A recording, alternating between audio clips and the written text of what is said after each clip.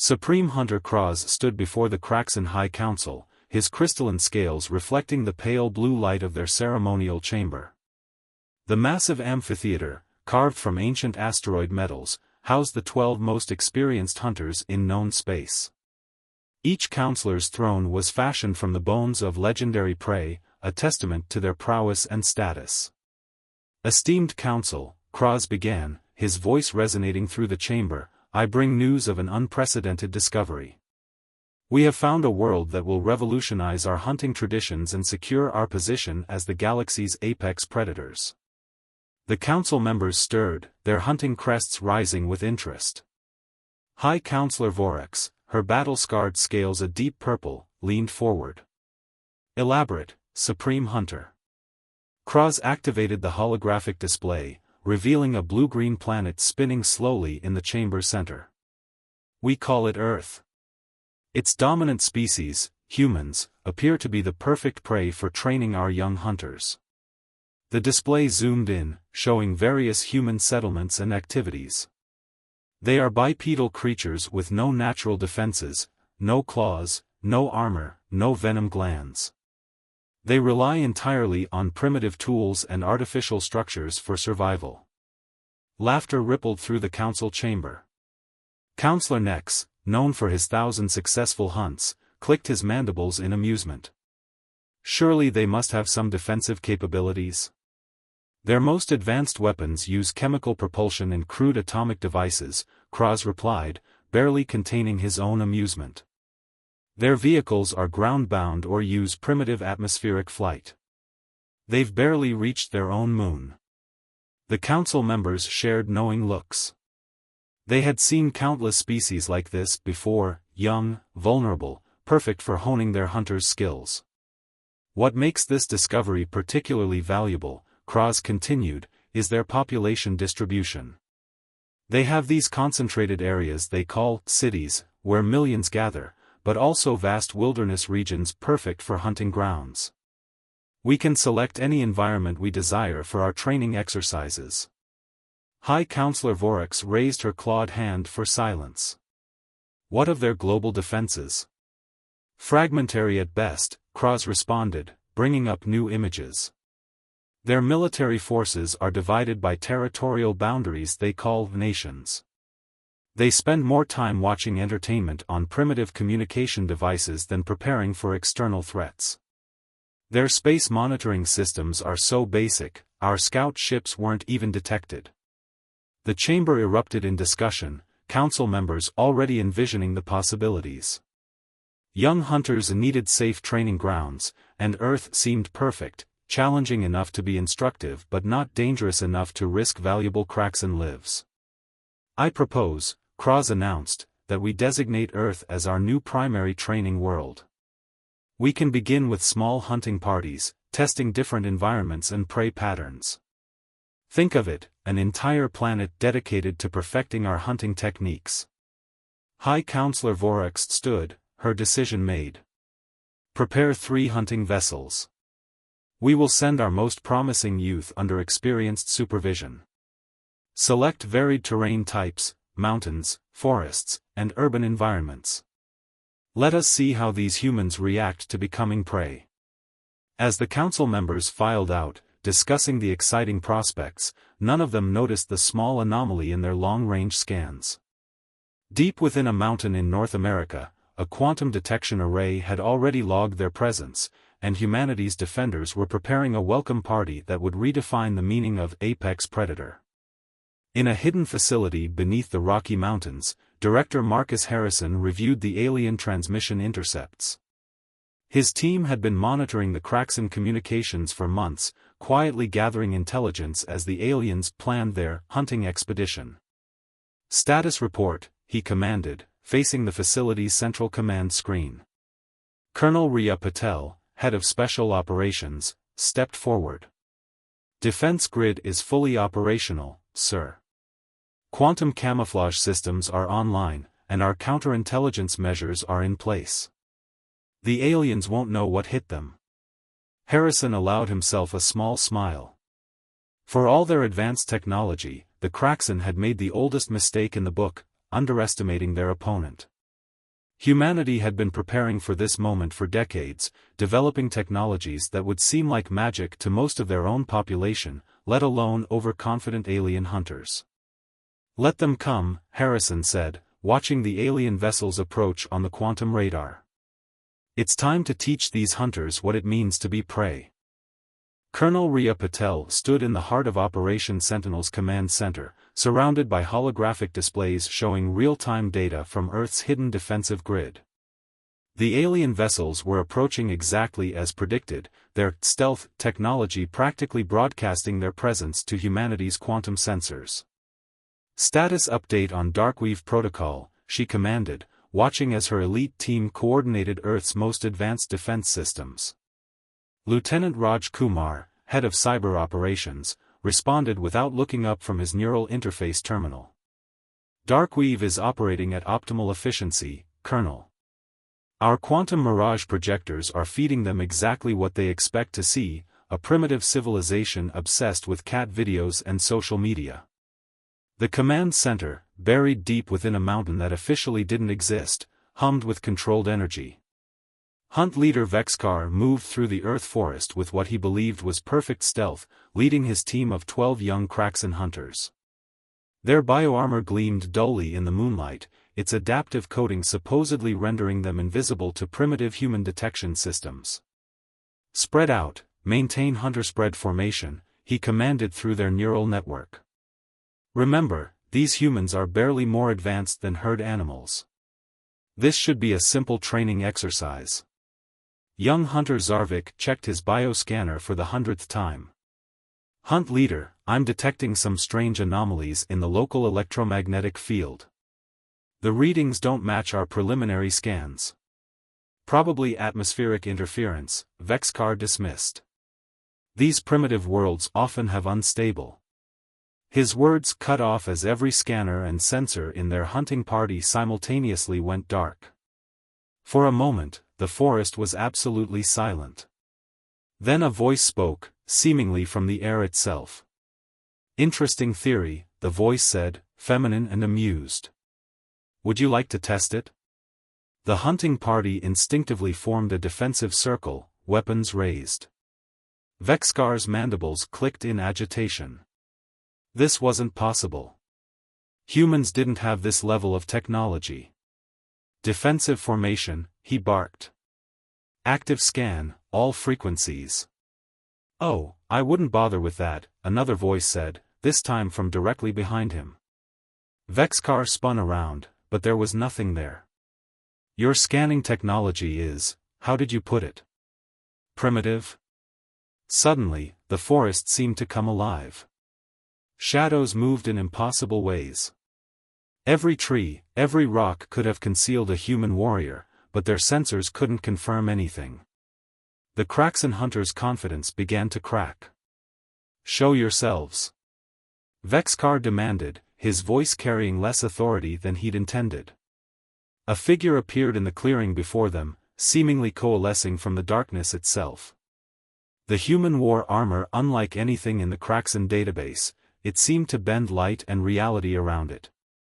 Major Torres smiled behind her quantum shift visor. "Welcome to Earth. I believe there's been a misunderstanding about who's hunting whom." The young hunters opened fire, their plasma weapons lighting up the night. But each shot passed through the figure as if it wasn't there.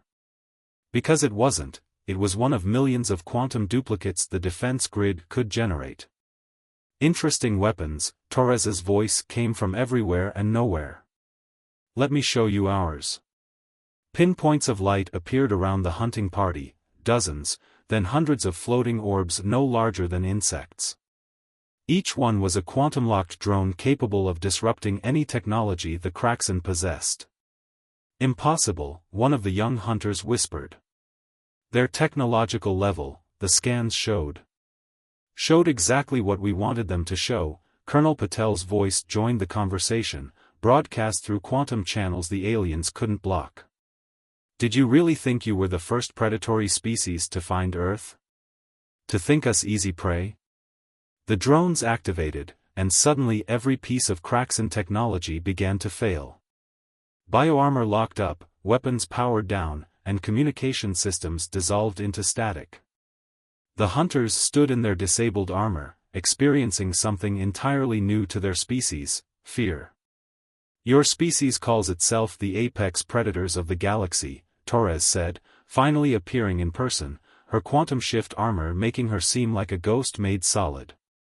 "But you never asked a crucial question: what kind of species survives on a death world long enough to develop spaceflight?" More humans appeared, their advanced armor making them seem like creatures of shadow and light. They moved with precise, predatory grace that made the Craxan hunters' training seem clumsy in comparison. "Earth isn't a training ground," Patel's voice explained. "It's the galaxy's most advanced weapons testing facility, disguised as a backwater world. Those primitive tools you detected? Carefully crafted decoys. Those weak structures? Quantum-engineered fortresses. Those defenseless humans? The most dangerous predators you've ever encountered." Vexkar, his mighty bioarmor now nothing more than elaborate jewelry, finally understood the magnitude of their mistake. We didn't know." "That was the point," Torres replied, her armor seeming to drink in the moonlight. "Humanity learned long ago that appearing weak while being strong is far more effective than appearing strong while being weak." Around them, the forest continued to shift and change, revealing glimpses of technology so advanced it seemed like magic. Every tree contained enough computing power to run a small city. Every shadow concealed weapons that could rewrite the laws of physics on a local level. Now, Patel's voice carried a note of finality: "You have a choice. You can leave with a warning for your species, or you can continue this hunt. But be aware, if you choose the latter, we will be forced to demonstrate exactly why Earth's wilderness areas are off-limits to even our own civilians."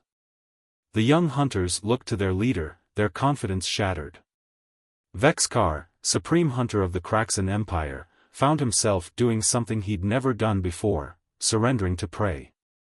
In the command center, Colonel Patel watched the scene unfold with satisfaction. "Ghost Lead, escort our visitors back to their ships. Make sure they get a good look at what they're leaving behind." As the defeated hunting party was led away, the forest returned to normal, or what passed for normal in humanity's testing grounds. Another would-be predator species had learned why Earth remained unconquered, and why humans were quietly feared throughout the galaxy. In the Craxan command vessel orbiting Earth, Supreme Commander Yexthor received the transmission from his defeated hunting party with growing horror. The supposedly primitive planet below had just revealed itself to be something far more dangerous than anyone had imagined. "Play it again," he ordered, watching the holographic recording of their hunters being systematically dismantled by human technology. Each frame revealed capabilities that should have been impossible for such a young species. "Sir," his second-in-command, Rixtal, spoke hesitantly, "we're detecting energy signatures from the planet's surface that we can't even classify. They're unlike anything in our database." On the surface, Colonel Patel had moved Operation Sentinel into its second phase. "Activate the Prometheus array," she commanded. "Let's show them exactly what they're dealing with." Across Earth's surface, previously invisible quantum installations powered up. Satellites that had appeared to be simple communications relays revealed their true nature as nodes in a planet-wide defense network. The very atmosphere began to crackle with controlled energy. In orbit, the Craxan ship's sensors were suddenly overwhelmed. What had appeared to be a primitive planetary defense system transformed into something far more sophisticated. Layers of quantum shields, temporal barriers, and energy webs surrounded the planet. "Impossible," Yexthor whispered. "Their technological level, they couldn't have hidden this." "But we did," Director Harrison's voice came through their communication systems, crystal clear despite their best encryption. "We've been hiding it for centuries. Your species isn't the first to mistake patience for weakness." The Craxan commanders watched in stunned silence as their scans revealed the true Earth. Beneath the carefully maintained veneer of a developing civilization lay the infrastructure of a technological powerhouse. Every major city contained technology that made their most advanced weapons look like children's toys. Your hunters are unharmed, Patel's voice joined the transmission. Consider this a diplomatic courtesy. We could have responded to your invasion differently. To demonstrate her point, a small quantum fluctuation rippled past the Kraxan fleet. Their sensors registered power levels that could have reduced their ships to their component atoms. In the Rocky Mountains facility, Dr. Wilson monitored the quantum grid's performance. They're scanning everything now, Colonel. Shall we maintain any of the camouflage protocols? No, Patel replied. Let them see it all. They've earned that much. The Kraxan commanders received wave after wave of revelations. Earth's oceans concealed vast networks of quantum computers. Their mountains housed manufacturing facilities that could reshape matter at the atomic level. Even their satellites, which had appeared so primitive, were actually nodes in a defense network that could redirect the power of solar flares. We don't want war, Director Harrison continued. We never have. That's why we maintain this deception. We found that appearing harmless prevents unnecessary conflicts. Supreme Commander Yexthor, leader of what he had thought was the galaxy's most advanced hunting species, found himself asking the question that would reshape Kraxan society: why reveal this now? Because you need to understand, Patel explained. Earth isn't isolated because we're weak. We're isolated because we choose to be. Those primitive nations you observed? They're testing grounds for our social development. Those simple weapons? Carefully maintained museum pieces. We let you see what we wanted you to see. The quantum grid pulsed again, and suddenly the Kraxan ship's most secure databases began displaying information they had never collected: detailed analyses of their own weaknesses, comprehensive breakdowns of their tactical capabilities, even their secret transmission codes. We've known about your species for decades, Harrison continued. We've studied your hunting parties on other worlds. We've monitored your expansion. We let you find us because it was time for this lesson to be taught. In the command center, Colonel Patel watched the aliens' reactions through quantum-enhanced sensors. They're beginning to understand, she noted to her staff. Sometimes the best defense isn't a show of force, it's letting potential adversaries discover exactly how outmatched they've always been. The Kraxan fleet hung in orbit, their mighty hunting vessels suddenly feeling very small. Everything they had believed about their place in the galaxy was being systematically dismantled by a species they had planned to use for training exercises. Your hunters will be returned to you shortly, Patel announced. They've been given a thorough education in why appearance and reality aren't always the same. We suggest you take their lesson to heart. As the defeated hunting party was transferred back to their ships via quantum teleportation, another capability that shocked the Kraxan, Supreme Commander Yexthor realized that the galaxy was a far more complex place than his species had imagined. They had thought themselves apex predators, only to discover they had been playing in the shallow end of a very deep pool. The Kraxan High Council chamber, once a place of supreme confidence and pride, now sat in stunned silence as Supreme Commander Yexthor presented his report. The holographic displays showed evidence of human technological superiority that shattered centuries of Kraxan assumptions about their place in the galaxy. The humans, Yexthor concluded, his voice heavy with hard-won wisdom, are not what they appear to be. They are not prey. They have never been prey. We have been operating under a dangerous illusion about the nature of strength and power. High Counselor Vorax, her battle-scarred scales now seeming less impressive, leaned forward. How did we miss this? Our scouts, our sensors, were shown exactly what humanity wanted us to see, Yexthor explained. They maintain a deliberate facade of primitive technology and divided nations. But beneath that carefully crafted image lies a unified species with capabilities that make our greatest achievements seem primitive in comparison. On Earth, Director Harrison and Colonel Patel were conducting their own debriefing in the quantum-shielded command center. The facility's holographic displays showed the Kraxan fleet departing the solar system, their once proud vessels now moving with the caution of creatures who had learned a profound lesson. Status report, Harrison requested, studying the data streams. The Prometheus grid has confirmed their withdrawal, Lieutenant Kumar reported. Their communications indicate a complete revision of their species expansion protocols. They're already sending warnings to other Kraxan hunting parties about Earth's protected status. Colonel Patel allowed herself a small smile. Sometimes the best victories are the ones that prevent future conflicts. Their entire society will be re-evaluating its assumptions about technological advancement and species assessment. In the Kraxan Council chamber, the discussion had turned philosophical. We built our entire civilization around the concept of being the galaxy's supreme hunters, one council member observed. What are we if not that? Yexthor activated another holographic display, showing the quantum defense systems that humans had allowed them to detect. We are students who have been taught a valuable lesson. The humans could have destroyed our hunting parties, our ships, perhaps our entire civilization. Instead, they chose to educate us. They showed remarkable restraint, Vorax noted. And wisdom. Because they understand something we forgot, Yexthor explained. True strength isn't about domination.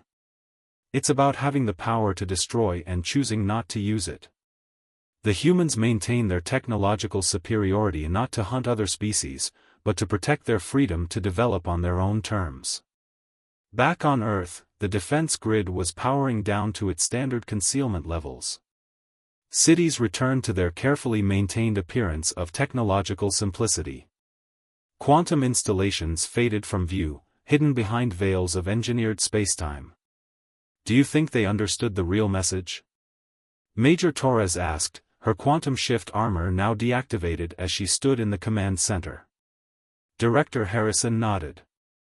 They understood that power comes in many forms. Sometimes the most powerful move is choosing not to demonstrate your power at all. In the following weeks, the Kraxan Empire underwent a transformation. Their hunting traditions didn't end, but they evolved. The emphasis shifted from domination to understanding, from conquest to cooperation. They began studying the species they encountered, learning from them rather than hunting them. The quantum sensors hidden throughout Earth's defense grid detected these changes, monitoring the ripple effects of their object lesson throughout galactic society. Other spacefaring species, noting the Kraxan's sudden change in behavior, began investigating the cause. Stories spread through the galactic community about the seemingly primitive planet that had humbled the mighty Kraxan hunters. Incoming transmission, Lieutenant Kumar announced one quiet evening. The Kraxan High Council is requesting permission to send diplomatic representatives. They're proposing an exchange of knowledge. Colonel Patel looked to Director Harrison, who nodded. Accept their request, he said. But maintain all defensive protocols. Trust is earned slowly, and wisdom often needs time to take root. As Earth prepared for its first official diplomatic contact with the Kraxan, the planet's quantum defense grid hummed quietly in the background, a reminder that true strength lies not in the power you display, but in the wisdom to know when and how to use it. The galaxy had learned an important lesson: Earth was not a primitive world to be conquered or used for training. It was a civilization that had mastered the art of peaceful existence while maintaining the capability for self-defense on a scale that few could comprehend. The age of underestimating humanity had come to an end, ushering in a new era of mutual respect and understanding in the galactic community.